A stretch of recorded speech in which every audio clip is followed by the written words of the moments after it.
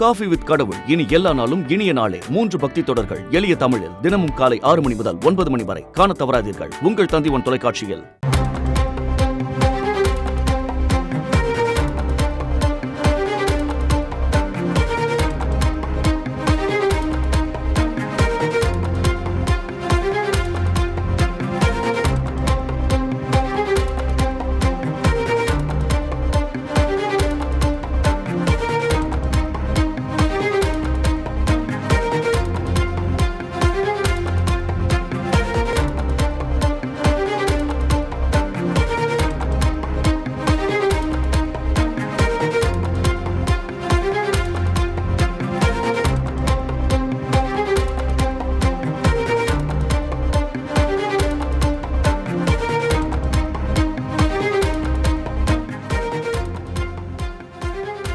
முக்கிய செய்தி: சென்னையில் அரசு பள்ளியில் மகாவிஷ்ணு என்ற நபரை கொண்டு ஆன்மீக சொற்பொழிவு நடத்திய விவகாரம் குறித்து விசாரணை மேற்கொண்டு வருவதாக பள்ளி கல்வித்துறை தெரிவித்திருக்கிறது.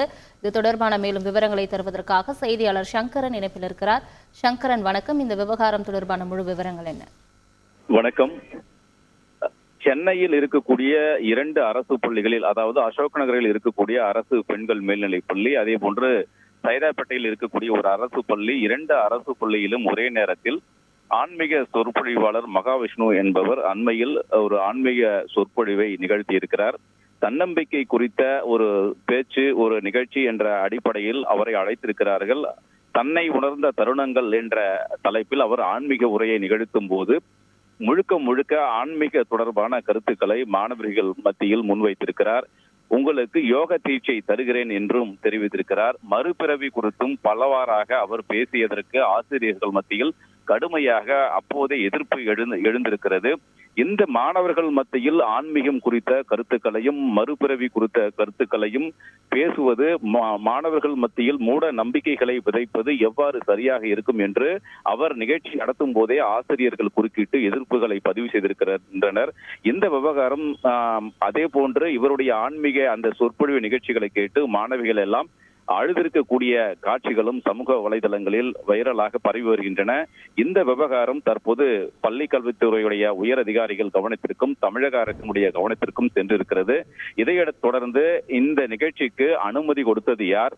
சென்னை மாவட்ட முதன்மை கல்வி அலுவலர் மார்ஸ் அனுமதி கொடுத்தாரா? அவர் அனுமதியின் பேரில் தலைமை ஆசிரியர்கள் இவரை நிகழ்ச்சிக்கு அழைத்தார்களா, அல்லது தன்னிச்சையாக இவரை நிகழ்ச்சிக்கு அழைத்தார்களா என்பது குறித்தெல்லாம் முழுமையாக விசாரணை துவங்கி இருப்பதாக உயரதிகாரிகள் தெரிவிக்கிறார்கள்.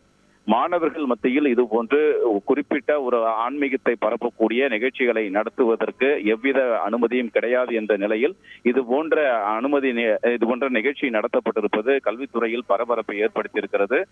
தமிழக அரசினுடைய அதே போன்று உயர்கல்வித்துறை அதிகாரிகள் விசாரணைக்கு பிறகு சம்பந்தப்பட்ட அனுமதி இல்லாமல் யார் நிகழ்ச்சியை நடத்தினார்களோ அவர்கள் மீது உரிய நடவடிக்கை எடுக்கப்படும் என்ற தகவல்களையும் அதிகாரிகள் தெரிவித்திருக்கிறார்கள்.